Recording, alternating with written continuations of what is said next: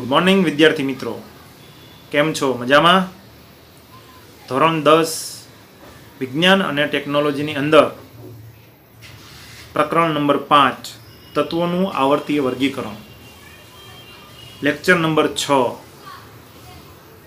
મિત્રો, last time આપણે મેન્ડેલિફના આવર્ત કોષ્ટકની ચર્ચાઓ કરી હતી, એની ઉપયોગિતા, એમની કેટલીક મર્યાદાઓ હતી. આજે આપણે આવર્ત કોષ્ટક વિશે ચર્ચા કરવાના છે. આ પ્રકરણની અંદર આવર્ત કોષ્ટક તમને દેખાઈ રહ્યું છે. એ પહેલાં આપણે શરૂઆત કરતાં પહેલાં એમના જે પ્રશ્નો છે એના તરફ જઈએ તો ચાલો જો. પ્રશ્ન નંબર 21.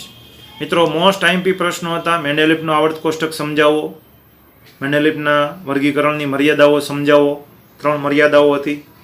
એક, હાઇડ્રોજનને સ્થાન ન આપી શક્યા મેન્ડેલિફ. બીજું, સમસ્થાનિકોના સ્થાન ન આપી શક્યા.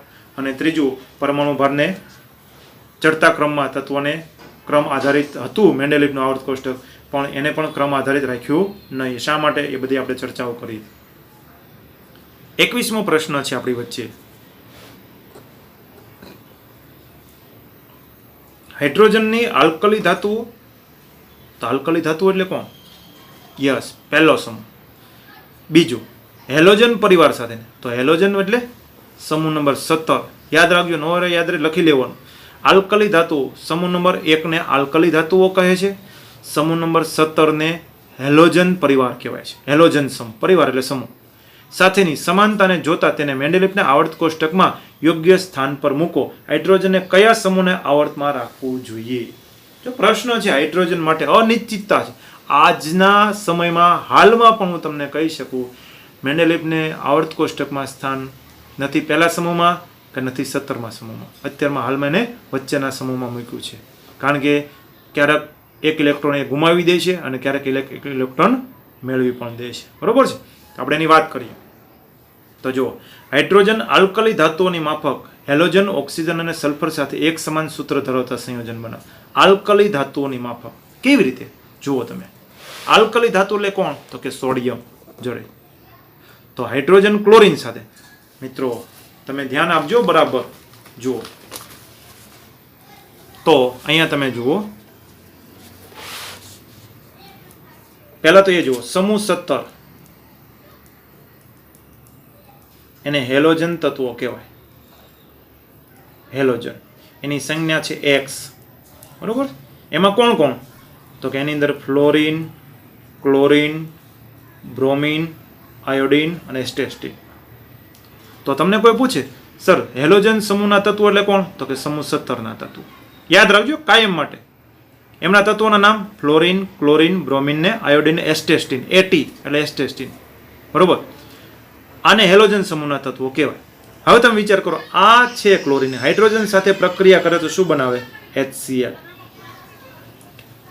હાઇડ્રોજન, એમાં હેલોજન છે, ઓક્સિજન સાથે હાઇડ્રોજન પ્રક્રિયા કરે તો પાણી, અને સલ્ફર સાથે પ્રક્રિયા કરે તો H2S. તમે જુઓ, બનાવે. આ જ હાઇડ્રોજન છે ક્લોરિન, ઓક્સિજન અને સલ્ફર સાથે બનાવે, સૂત્રો બનાવે. તો એ આલ્કલી ધાતુઓ સાથે પણ બનાવે. જો સોડિયમ છે NaCl બનાવે, સોડિયમ છે Na2O બનાવે, સલ્ફર સાથે પ્રક્રિયા કરે તો Na2S બનાવે. તમે જોઈ શકો છો અહીંયા. જો મારી વાત કહેવાનો મતલબ આ છે. ખ્યાલ આવે? તો આ સમૂહ નંબર 17ના તત્વો અને આ સોડિયમ એ આલ્કલી ધાતુઓ છે. તો હેલોજન તત્વો જે સંયોજન બનાવે એવા જ અહીંયા પણ બનાવે છે. જો આલ્કલી ધાતુઓ સાથે બનાવે. જો HCl, NaCl. જો આ સમૂહ 1નું તત્વનું છે, આ સમૂહ 17ના તત્વનું. જો હાઇડ્રોજન એના જેવું જ બનાવે. જો એના જેવું જ બનાવે. જો છે એટલે. તો બીજું છે, હાઇડ્રોજન હેલોજનની માફક દ્વિપરમાણીય અણુ સ્વરૂપે. તો હેલોજનની માફક Cl2 લખાય ને, તો H2 લખાય. જુઓ છે, અસ્તિત્વ ધરાવે. સમજો તમે મારી વાત? હાઇડ્રોજન H ન લખાય, દ્વિપરમાણીય એટલે H2 છે. તો એ હેલોજનમાં Cl2 લખો તો Cl2 એટલે H2Cl2 થઈ ગયું સમાન. તેમજ ધાતુઓ અને અધાતુઓ સાથે સંયોજને સહસંયોજક બંધ બનાવે છે. બહુ સાચી વાત કરી. ધાતુઓ અને અધાતુઓ સાથે. દાખલા તરીકે હું તમને એમ કહું, હાઇડ્રોજન છે કેલ્શિયમ સાથે સંયોજાય તો બનાવે કેલ્શિયમ હાઇડ્રાઇડ, CaH2 બનાવે છે. જો કેલ્શિયમ હાઇડ્રાઇડ બનાવે આ કોની સાથે? ધાતુ સાથે. હવે અધાતુ સાથે તો કે કાર્બન વત્તા હાઇડ્રોજન તો શું બને? CH4. જુઓ છે સહસંયોજક બંધ બનાવે. તો ધાતુઓ અને અધાતુઓ સાથે સંયોજન કયો બંધ બનાવે છે? યસ, સહસંયોજક બંધ. તો કાર્બનમાં અથવા અહીંયા જે હાઇડ્રોજન છે એ ધાતુ અને અધાતુ સાથે સંયોજન કયો બંધ બનાવે? યસ, સહસંયોજક બંધ બનાવે છે. આમ ઉપરોક્ત પ્રક્રિયાઓ પરથી ચોક્કસપણે આવર્ત કોષ્ટકમાં હાઇડ્રોજનને સ્થાન આપી શકાતું નથી. કેમ આપી નથી શકાતું? તો કે સમૂહ નંબર 1 ના તત્વો સાથે પણ પ્રક્રિયા કરતા જોવા મળે છે અને સમૂહ નંબર 17 ના. તને ક્યાં મૂકવું એ મોટામાં મોટો પ્રશ્ન હતો, એટલે હાઇડ્રોજનને સ્થાન આપી શકાયું નથી. એટલે કે હાઇડ્રોજનને કયા સમૂહને કયા આવર્તમાં રાખવું એ હજી નક્કી કરી શકાણું નથી. મેં તમને પહેલા જ કહ્યું હતું, આગળના લેક્ચરમાં કીધું હતું, હાઇડ્રોજનને હાલમાં ક્યાં મૂક્યું છે? વચ્ચે લટકાવ્યું છે, વચ્ચે રાખી દીધું છે. આગળ વાત કરું તમને. ચાલો, ક્લોરીનના સમસ્થાનિકો ક્લોરીન 35, ક્લોરીન 37 ને ધ્યાનમાં લો. તો તેમના પરમાણુ ભાર દળ જુદા જુદા હોવાથી શું તમે તેઓને અલગ અલગ સ્થાન પર મૂકશો અથવા તેમના રાસાયણિક ગુણધર્મો સમાન હોવાથી તેમને એક જ સ્થાનમાં રાખશો? યસ, એક જ સ્થાન ઉપર રાખશું. શું કામ? તો કે જુઓ, પરમાણુ ભાર 35 અને 37 છે, બરોબર છે, પરંતુ તેમાં ઇલેક્ટ્રોનની સંખ્યા તો સરખી જ હોય. મેં તમને કહ્યું ને મિત્રો, સમસ્થાનિકો હોય એમના રાસાયણિક ગુણધર્મો સમાન હોય અને ઇલેક્ટ્રોનની સંખ્યા પણ સમાન હોય. યાદ રાખજો વિદ્યાર્થી મિત્રો, રાસાયણિક ગુણધર્મો સમાન હોય. દાખલા તરીકે એમ કહો, ક્લોરીનમાં કેટલા ઇલેક્ટ્રોન હોય? તો કે 17. આ ક્લોરીનમાં કેટલા ઇલેક્ટ્રોન હોય? તો કે 17. તો કે આ તો એકબીજાના પરમાણુ પર 35 ને 37 નું ઇલેક્ટ્રોન બદલાઈ જાય? ના બદલાય વિદ્યાર્થી મિત્રો. ક્યારે? ઇલેક્ટ્રોન તો એટલા જ રહે. સમસ્થાનિકોમાં ખાલી શું બદલાય છે? યસ, પરમાણુ ભાર બદલાય. એટલે કોના આધારે બદલાય છે? મેં લાસ્ટ લેક્ચરમાં કીધું હતું, ન્યુટ્રોનની સંખ્યાને આધારે. સમસ્થાનિક એટલે શું? તત્વના પરમાણુમાં પ્રોટોનની સંખ્યા સમાન હોય પરંતુ ન્યુટ્રોનની સંખ્યા અલગ અલગ હોય, જેને એકબીજાના સમસ્થાનિકો કહેવાય છે. શું કહેવાય છે? સમસ્થાનિકો કહે છે. ખ્યાલ આવે છે? આમ તેઓનું પરમાણુય દળ કેવું હોય છે? અલગ અલગ હોવાથી તેમને આવર્ત કોષ્ટકમાં અલગ અલગ સ્થાનોમાં રાખવામાં આવતા નથી. શા માટે? બે બાબત. એક, એમના રાસાયણિક ગુણધર્મો સમાન હોય છે અને બીજું, ઇલેક્ટ્રોનની સંખ્યા પણ સમાન હોય છે. તો માત્ર બદલાય છે શું? પરમાણુ ભાર. તો મિત્રો, પરમાણુ ભાર બદલાવાથી કાંઈ તત્વનું સ્થાન બદલાઈ જતું નથી. ઇલેક્ટ્રોન એટલા રહે છે અને એના રાસાયણિક ગુણધર્મો પણ સમાન રહે, કારણ કે એક જ તત્વ છે. તત્વ ન બદલાય એટલે રાસાયણિક ગુણધર્મો સમાન જ રહે છે, પરંતુ તેમના રાસાયણિક ગુણધર્મો સમાન હોવાથી તેઓને એક જ સ્થાન પર રાખવામાં આવે છે. મિત્રો, મેન્ડેલેફની આ ભૂલ ન હતી, પણ એના સમયમાં સમસ્થાનિકો શોધાયા હતા નહીં, બરોબર છે. એટલે આમ ગણો તો એના વચ્ચે પરમાણુ ભારને ચડતા ક્રમમાં એને ગોઠવાતા, પણ એ 35 અને 37 એનું સ્થાન ખાલી રાખવું જોઈએ. હાલો 35 નું રાખ્યું તો એને સમસ્થાનિક 37 નું એ સ્થાન ખાલી રાખ્યું નહીં, બરોબર છે. એટલે અહીંયા સમસ્થાનિકો હોય તો એને અલગ અલગ સ્થાન પર મૂકવામાં આવતા નથી, કારણ કે એના રાસાયણિક ગુણધર્મો સમાન છે અને એના ઇલેક્ટ્રોન પણ સમાન હોય છે. ચાલો, ત્યાર પછી છે 23મો પ્રશ્ન છે. આધુનિક આવર્ત કોષ્ટકમાં નિકલ અને કોબાલ્ટના સ્થાન કેવી રીતે નક્કી કરવામાં આવ્યા? બીજું, આધુનિક આવર્તમાં જુદા જુદા તત્વોના સમસ્થાનિકોના સ્થાન કેવી રીતે નક્કી કરવામાં આવ્યા? શું 1.5 પરમાણુ ક્રમાંક ધરાવતા તત્વના હાઇડ્રોજન અને હિલિયમની વચ્ચે રાખવું શક્ય છે? મિત્રો, 1.5 કે 2.5 કે 3.5 એવું કોઈ પરમાણુ ક્રમાંક છે જ નહીં, એટલે એ શક્યતા જ નથી, બરોબર. તમારા મત મુજબ આધુનિક આવર્ત કોષ્ટકમાં હાઇડ્રોજનને ક્યાં રાખવું છે? આ 4 પ્રશ્નોનો જવાબ હવે આપણે આપવાના છે. પ્રવૃત્તિ તમારી 5.3 છે. તો પહેલું છે, આધુનિક આવર્ત કોષ્ટકમાં તત્વો અને તેમના પરમાણુ ક્રમાંકના વધતા ક્રમમાં ગોઠવવામાં આવ્યા છે. આધુનિક કીધું, જો શબ્દ મેં તમને કીધું તો તમને પ્રશ્ન થાય આવર્ત કોષ્ટક અને આધુનિક આવર્ત કોષ્ટક. મિત્રો, યાદ રાખી લો, આવર્ત કોષ્ટક એ પરમાણુ ભારના ચડતા ક્રમમાં ગોઠવેલું છે અને આધુનિક આવર્ત કોષ્ટક એ પરમાણુ ક્રમાંકના આધારે. બે અલગ અલગ છે. હવે તમને કોઈ પૂછે આધુનિક આવર્ત કોષ્ટક, તો તમારે કહેવાનું પરમાણુ ભારના ચડતા ક્રમમાં ગોઠવે. કોને ગોઠવું છે? તો કે મેન્ડેલેફે ગોઠવું છે. પછી આધુનિક આવર્ત કોષ્ટક એ કોના આધારે ગોઠવેલું? તો કે પરમાણુ ભાર તો છે જ, પણ સૌથી વધારે બેસ્ટ ગોઠવણી કોના આધારે મળી? ખબર વિદ્યાર્થી મિત્રો? પરમાણુ ક્રમાંકના આધારે. હેનરી મોસ્લેએ બનાવ્યું છે. કોને? હેનરી મોસ્લે. એ આપણે વાત કરશું પછી. તો આધુનિક આવર્ત કોષ્ટક કોના આધારે છે? જોઈ લો શબ્દ પરમાણુ ક્રમાંક. તો બે શબ્દ તમને ન યાદ રહે લખી લો. ફરીવાર બોલું છું, બે આવર્ત કોષ્ટક બોલું. આવર્ત કોષ્ટક એક જ છે, પણ પહેલું જે શોધાણું એ આવર્ત કોષ્ટક હતું અને હાલમાં જે શોધાણું એ આધુનિક આવર્ત કોષ્ટક. તો બેમાં ફરક શું? તો કે મેન્ડેલિફે શોધ્યું એ આવર્ત કોષ્ટક હતું અને એ આવર્ત કોષ્ટક કોના આધારે ગોઠવ્યું હતું? પરમાણુ ભારના ચડતા ક્રમને આધારે. કારણ કે એ સમયમાં ઇલેક્ટ્રોનની શોધ ન થઈ હતી એટલા માટે. બરોબર છે? કારણ કે પરમાણુ ક્રમાંક આવ્યો એટલે ઇલેક્ટ્રોનની વાત આવે અને પરમાણુ ભારમાં કઈ ઇલેક્ટ્રોનની વાત નથી આવતી. એટલે મેન્ડેલિફના સમયમાં ઇલેક્ટ્રોન ન હતો, ઇલેક્ટ્રોનની શોધ જ ન થઈ હતી. એટલે મેન્ડેલિફે જે આવર્ત કોષ્ટક બનાવ્યું એને ખાલી આવર્ત કોષ્ટક નામ આપ્યું. અને કોના આધારે બનાવ્યું? તો કે પરમાણુ ભારને ચડતા ક્રમમાં ગોઠવતા ગયા, બીજું સમાન ભૌતિક ગુણધર્મો લેતા ગયા અને ત્રીજું સમાન રાસાયણિક ગુણધર્મોની સાથે લેતા ગયા. એને કહેવાય આવર્ત કોષ્ટક. માત્ર આવર્ત કોષ્ટક મેન્ડેલિફને આધારે. ઓકે, હવે આધુનિક આવર્ત કોષ્ટક કોને આધારે બનાવ્યું? તો કે પરમાણુ ક્રમાંકના ચડતા ક્રમના આધારે બનાવ્યું છે. તો તમને શબ્દ વાપર્યો આધુનિક આવર્ત કોષ્ટકમાં નિકલ અને કોબાલ્ટના સ્થાન કેવી રીતે નક્કી કર્યા? તો કે પરમાણુ ક્રમાંકના ચડતા ક્રમમાં કોબાલ્ટનો 27 અને નિકલનો 28, જે મેં આગળ આથી તેમનો પરમાણુ ક્રમાંક વધતા ગયા અને કોબાલ્ટને સમૂહ 9 અને નિકલને સમૂહ 10 માં મૂકી તેમનું સ્થાન નિશ્ચિત કર્યું.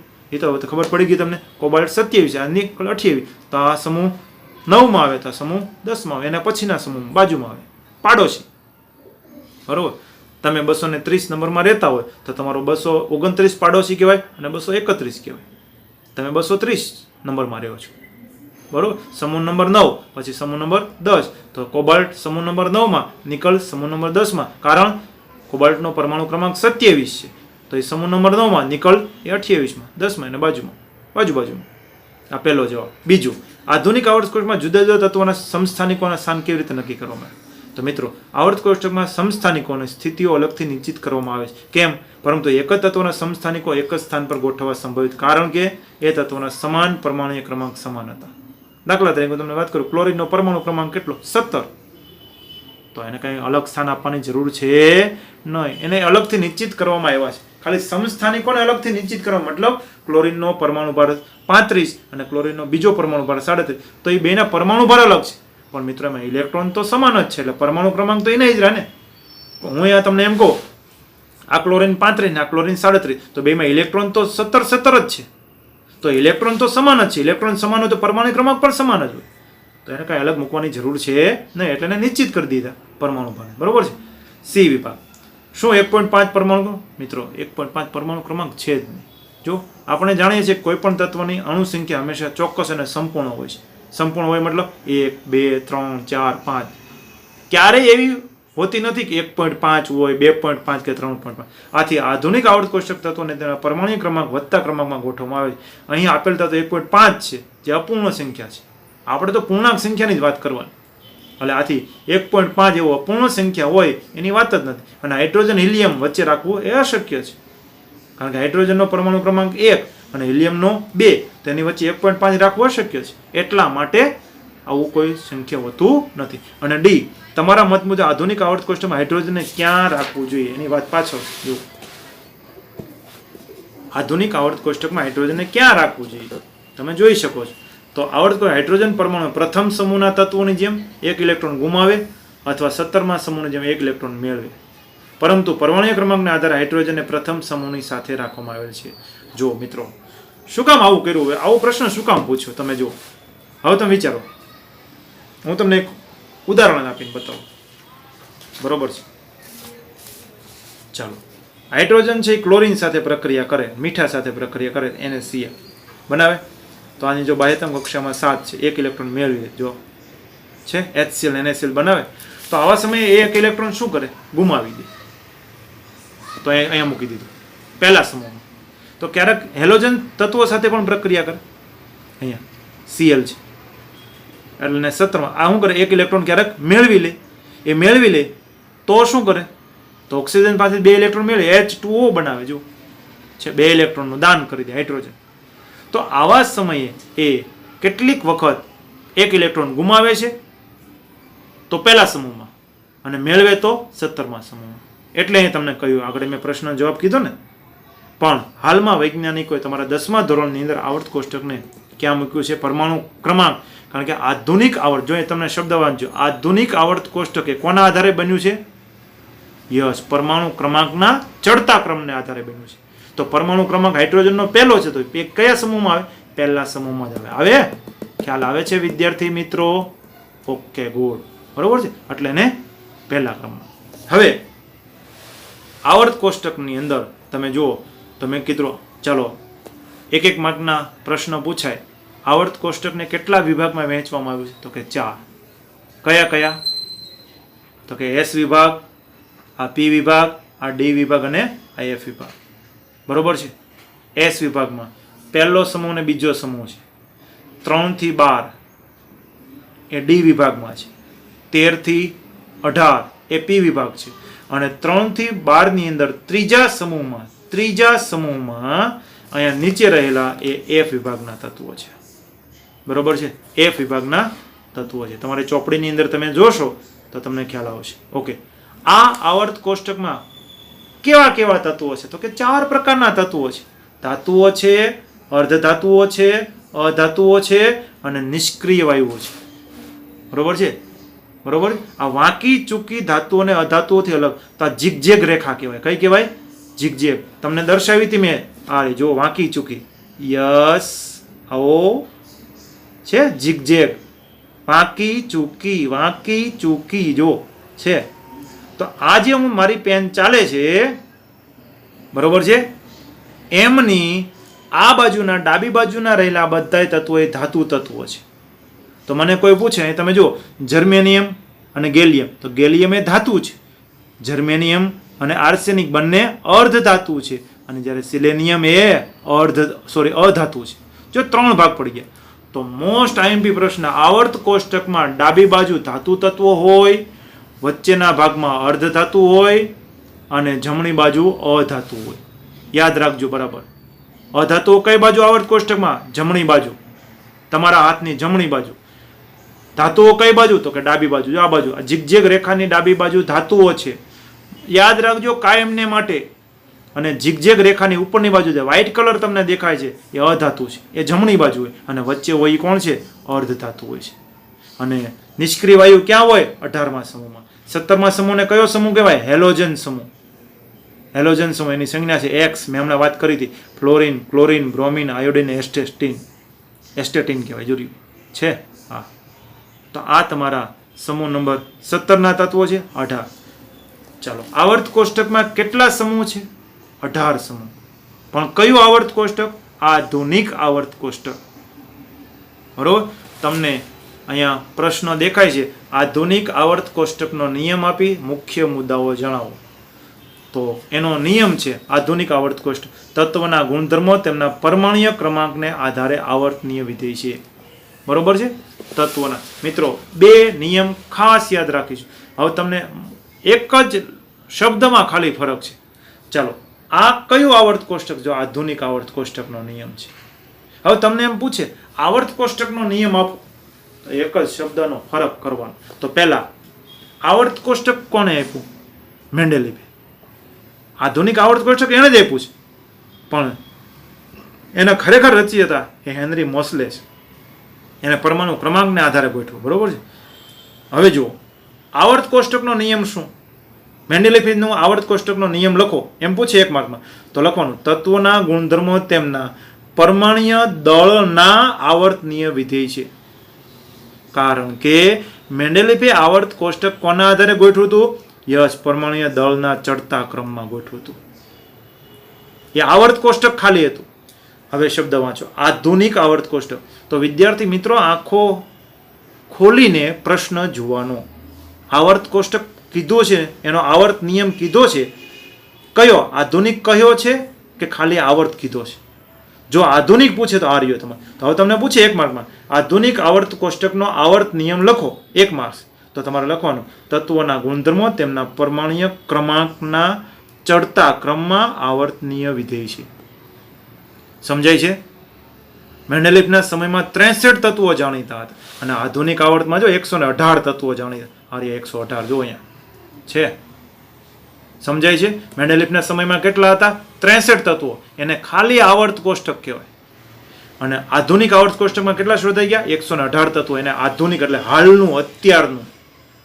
તો અત્યારનું જે આધુનિક આવર્ત કોષ્ટક છે કોના આધારે ગોઠવાયેલું છે? પરમાણુ ક્રમાંકના ચડતા ક્રમમાં. તો તમારે એક જ શબ્દ બોલો, ક્રમાંક છે ત્યાં પરમાણુય દળ. ક્રમાંક કાઢ નાખો ત્યાં દળ. હું એમ લખું તત્વોના ગુણધર્મો તેમના પરમાણુય દળના આવર્તનીય વિધેય છે, તો તેને કોનો નિયમ કહેવાય છે? આવર્ત કોષ્ટકનો નિયમ કહેવાય છે. આધુનિક નહીં, ખાલી આવર્ત કોષ્ટક. અને એ કોણે બનાવ્યું? તો કે મેન્ડેલિફે નિયમ આપ્યો હતો. કોણે આપ્યો હતો? મેન્ડેલિફ નામના વૈજ્ઞાનિકે આપ્યો છે. ખ્યાલ આવે છે વિદ્યાર્થી મિત્રો? ઓકે. હવે તમને એમ પૂછે તત્વના ગુણધર્મો તેમના પરમાણુય ક્રમાંકના આવર્તનીય વિધેય છે, એ કોનો નિયમ છે? તો કે આધુનિક આવર્ત કોષ્ટકનો નિયમ છે. આ મેં તમને બે શબ્દ વચ્ચેનો તફાવત કીધો. તો હવે તમને કોઈ પૂછે મેન્ડેલિફે આવર્ત કોષ્ટક કોના આધારે બનાવ્યું હતું? યસ, તરત બોલવાનું, પરમાણુય દળના ચડતા ક્રમમાં આવર્તનીય વિધેય છે. અને આધુનિક આવર્ત કોષ્ટક કોના આધારે રચાઈ ગયું? તો કે પરમાણુય ક્રમાંકના ચડતા ક્રમમાં આવર્તનીય વિધેય છે. આ બે શબ્દને ખાસ સમજજો વિદ્યાર્થી મિત્રો. બરોબર છે? ખ્યાલ આવી ગયો? આ બે તો ધાતુ, અધાતુ, અર્ધધાતુઓ અને નિષ્ક્રિય વાયુ, આવું સરસ મજાનું. એ તો આવર્ત કેટલા છે? 7. આવર્ત કોને કહેવાય? આવર્ત કોષ્ટકમાં આડી હરોળને આવર્ત કહે છે. આ આવર્ત છે, આડી હરોળ છે. જો આડી હરોળ છે, આડી હરોળ બધી, એને આવર્ત કહેવાય. આવર્ત કેટલા છે? 7. આવર્ત કોષ્ટકમાં ઊભા સ્તંભોને શું કહે છે? તો કે સમૂહ. સમૂહ એટલે શું? આવર્ત કોષ્ટકમાં ઊભા સ્તંભોને સમૂહ કહે છે. સમૂહની સંખ્યા કેટલી? 18. આવર્ત કોષ્ટકમાં સમૂહની સંખ્યા, પણ સોરી, આધુનિક આવર્ત કોષ્ટકો, આધુનિક આવર્ત કોષ્ટકમાં સમૂહની સંખ્યા 18 છે. આધુનિક આવર્ત કોષ્ટકમાં આવર્ત કેટલા છે? તો કે 7. ચાલો, આધુનિક આવર્ત કોષ્ટકના મુખ્ય મુદ્દાઓ નીચે મુજબ છે. જ્યારે તત્વોને પરમાણુ ક્રમાંકના ચડતા ક્રમમાં ગોઠવી શકાય ત્યારે તત્વના ગુણધર્મોની આગાહી વધુ ચોકસાઈપૂર્વક થાય. એનો મતલબ એવો છે પરમાણુ ભાર કરતા પરમાણુ ક્રમાંકને આધારે ગોઠવા તો ગુણધર્મોની આગાહી ચોક્કસ થઈ, નિશ્ચિત થઈ. જો વધારે સફળતા શેમાં મળી? પરમાણુ ભારને આધારે કે પરમાણુ ક્રમાંકના? તો કે પરમાણુ ક્રમાંકના આધારે. બરોબર છે? એટલે એને આધુનિક આવર્ત કોષ્ટક કહેવાય છે. આધુનિક આવર્ત કોષ્ટકમાં હાઇડ્રોજન પરમાણુ પ્રથમ સમૂહના તત્વોની જેમ એક ઇલેક્ટ્રોન ગુમાવે છે અને 17મા સમૂહ જેમ એક ઇલેક્ટ્રોન મેળવે છે. મેં તમને કહ્યું ને, હાઇડ્રોજન બે કામ કરે, કાંઈ એક ઇલેક્ટ્રોન ગુમાવે ને કાંઈ એક ઇલેક્ટ્રોન, પરંતુ પરમાણુય ક્રમાંકના આધારે હાઇડ્રોજનને પ્રથમ સમૂહની સાથે રાખવામાં. કેમ? એનો પરમાણુ ક્રમાંક કેટલો? એક જ, એટલે એને પ્રથમ સમૂહમાં જ મૂકી દીધો. અહીંયા તમે જુઓ, આ રહ્યું, પ્રથમ સમૂહમાં જ મૂકી દીધો. અત્યાર સુધી આપણે શું કહેતા હતા? એક ઇલેક્ટ્રોન ગુમાવને એક ઇલેક્ટ્રોન. હા, એ બરાબર છે, પણ આધુનિક આવર્ત કોષ્ટકમાં હાઇડ્રોજનને સ્થાન ક્યાં મળ્યું છે? તો કે પહેલા સમૂહમાં. શું કામે? એનો પરમાણુ ક્રમાંક 1 છે. અને આધુનિક આવર્ત કોષ્ટક કોના આધારે રચાયું છે? પરમાણુ ક્રમાંકના ચડતા ક્રમના આધારે. ઓકે વિદ્યાર્થી મિત્રો? એટલે હાઇડ્રોજનનું સ્થાન પણ નક્કી થઈ ગયું. ત્રીજું, આધુનિક આવર્ત કોષ્ટકમાં સમસ્થાનિકોને એક જ સ્થાન પર ગોઠવવા સંભવિત, કારણ કે એના પરમાણુય ક્રમાંક કેવા હતા? સમાન હતા. ઇલેક્ટ્રોનની સંખ્યા કેવી હોય? સમાન હતી. અને તત્વ કેવું હોય? એક જ હોય. એક જ તત્વ, તેના રાસાયણિક ગુણધર્મ પણ સમાન હોય વિદ્યાર્થી મિત્રો. ચોથી બાબત, જો આધુનિક આવર્ત મુખ્ય આના મુદ્દાઓ છે, કેમ સફળતા મળી? પરમાણુ ક્રમાંકને આધારે. ચોથું, આધુનિક આવર્ત મેન્ડેલિફના આવર્ત કોષ્ટકમાં ઘણા તત્વો કે જેના પરમાણુય દળ વધારે હતા અને ઓછા પરમાણુ દળ પહેલા ગોઠવે. દાખલા તરીકે યાદ કરો, એલ્યુમિનિયમ અને સિલિકોન. તો પહેલા કોણ આવવું જોઈએ? સિલિકોન આવવું જોઈએ, પછી એલ્યુમિનિયમ આવવું જોઈએ ને. તો એમાં એ બંધ બેસતું હતું નહીં પરમાણુ દળને આધારે. પરંતુ પરમાણુ ક્રમાંકને આધારે નક્કી કરો તો પરમાણુ ક્રમાંક એલ્યુમિનિયમનો 13, સિલિકોનનો 14. તો હવે આધુનિક આવર્ત કોષ્ટકમાં કોણ પહેલા આવવું જોઈએ? યસ, એલ્યુમિનિયમ પહેલા આવવું જોઈએ. કેમ? એનો પરમાણુ ક્રમાંક ઓછો છે, જ્યારે સિલિકોનનો પરમાણુ ક્રમાંક 14 છે. તો પહેલા કોણ આવે? એલ્યુમિનિયમ, અને પછી સિલિકોન. જ્યારે મેન્ડેલિફના આવર્ત કોષ્ટક કોના આધારે હતું? પરમાણુ ભારને આધારે હતું. તો પરમાણુ ભારને આધારે ગોઠવો તો પહેલા કોણ આવવું જોઈએ? સિલિકોન, અને પછી તેને ક્રમ ઉલટાવ્યો હતો. શું કામ? સમાન ગુણધર્મો સાથે લાવવા માટે એને ક્રમ ઉલટાવ્યો હતો. કોણે? મેન્ડેલિફે. જ્યારે આધુનિક આવર્ત કોષ્ટક પરમાણુ ક્રમાંકને આધારે રચાઈ ગયું વિદ્યાર્થી મિત્રો, એટલે એમાં કોઈ ક્રમ ઉલટાવવાની જરૂર રહેતી નથી. આ આધુનિક આવર્ત કોષ્ટકના મુખ્ય મુદ્દાઓ છે, જે કેટલીક આપણે એમ કહેવાય ને ભૂલ રહી ગઈ હતી, એ આમાં જોવા મળતી નથી. મેન્ડેલિફમાં ભૂલ હતી, પણ એને જો સુધારી નાખી હતી. પરમાણુ ભારના ચડતા ક્રમમાં ધ્યાનમાં ન લીધું, સમાન ગુણધર્મોને ધ્યાનમાં લીધા, ક્રમ ઉલટાવ્યો હતો. અને એ તો પરમાણુ ક્રમાંક જ છે. એવું બીજું એક ઉદાહરણ આપ્યું. જો આર્ગોન, પરમાણુય ભાર કેટલો? 39.84. તો એનો પરમાણુ ક્રમાંક કેટલો છે? 18. હા બોલજો, બરાબર ધ્યાન આપજો. આ બીજું ઉદાહરણ છે. એક ઉદાહરણ મેં આપ્યું કોનું? એલ્યુમિનિયમ અને સિલિકોનનું. બીજું ઉદાહરણ આપું છું આર્ગોન ને પોટેશિયમ. આર્ગોનનો પરમાણુ ભાર કેટલો? 39.84 અને પોટેશિયમનો 39.1. તો બોલો બેમાંથી કોનો પરમાણુ ભાર વધારે છે? આર્ગોનનો. તો પહેલા કોણ આવવું જોઈએ? પોટેશિયમ. ને પછી કોણ આવવું જોઈએ? આર્ગોન. હજી તમને ખ્યાલ ન આવે તો અહીંયા જો હું લખીને બતાવું તમને. આર્ગોન અને આ પોટેશિયમ.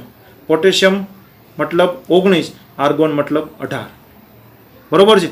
તો પરમાણુ ક્રમાંકની દ્રષ્ટિએ આર્ગોન પહેલા આવે ને પોટેશિયમ પછી આવે ને. Okay right. હાલો હવે પરમાણુ ભારમાં જુઓ તમે, કોનો વધારે? આર્ગોનનો 39.84 અને પોટેશિયમનો 19. તો પહેલા કોણ આવવું જોઈએ? પોટેશિયમ આવવું જોઈએ. જો નથી, જુઓ સમજાય છે? સમજાય છે કે નથી સમજાતું? 18, 19, 20 એટલે પરમાણુ ક્રમાંકના આધારે 18 અને 19, સોરી, પરમાણુ ક્રમાંકના આધારે 18 અને 19. પહેલા આર્ગોન આવે પછી પોટેશિયમ આવે. અને પરમાણુ ભારને આધારે ગણવા જાવ તો પહેલા કોણ આવે? પોટેશિયમ આવે પછી આર્ગોન આવવું. જો તમને હજી ખ્યાલ નથી આવતો વિદ્યાર્થી મિત્રો, ચાલો હું તમને એક પ્રશ્ન પૂછું. આ આર્ગોન અને પોટેશિયમ છે, મેન્ડેલિફના સમયમાં આવર્ત કોષ્ટક કોના આધારે બન્યું? પરમાણુ ભારને આધારે. તો 39.84 અને 39.1 છે. તો ચાલો પહેલું કયું તત્વ મુકાય? 39.1. અને પછી કોણ આવવું જોઈએ? આર્ગોન આવવું જોઈએ ને, કારણ કે મેન્ડેલિફે શું કીધું હતું? પરમાણુ ભારના ચડતા ક્રમમાં ગોઠવવું જોઈએ. બરોબર છે.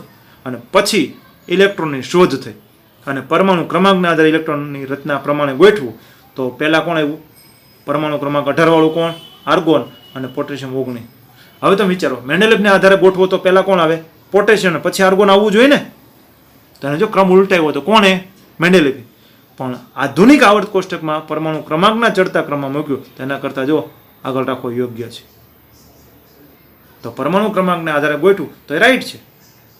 બરોબર છે. આમ આધુનિક આવર્ત કોષ્ટકમાં પાછળથી શોધાયેલા બધા જ નિષ્ક્રિય વાયુઓને એક જ સમૂહમાં રાખવામાં આવ્યા, કારણ કે તેમની બાહ્યતમ કક્ષામાં ઇલેક્ટ્રોનની સંખ્યા કેટલી હોય? અષ્ટક, અપવાદ હિલિયમ સિવાય. કારણ કે હિલિયમનો પરમાણુ ક્રમાંક કેટલો? 2 અને દ્વિક સંવૃતના કહેવાય. બાકીના બધાને અષ્ટક રચના કહેવાય. તો આ રીતે આ આધુનિક આવર્ત કોષ્ટકના મુખ્ય મુદ્દાઓ છે. મોસ્ટ આઈએમપી છે, પૂછાય છે. આ આધુનિક આવર્ત કોષ્ટક રચાણું ઓલું આવર્ત કોષ્ટક હતું. આ આધુનિક આવર્ત કોષ્ટકના મુખ્ય મુદ્દાઓ છે. બરોબર છે. તો વિદ્યાર્થી મિત્રો બરાબર તૈયારી કરજો, વાંચજો. ઓકે, બાય બાય, આવજો, સી યુ.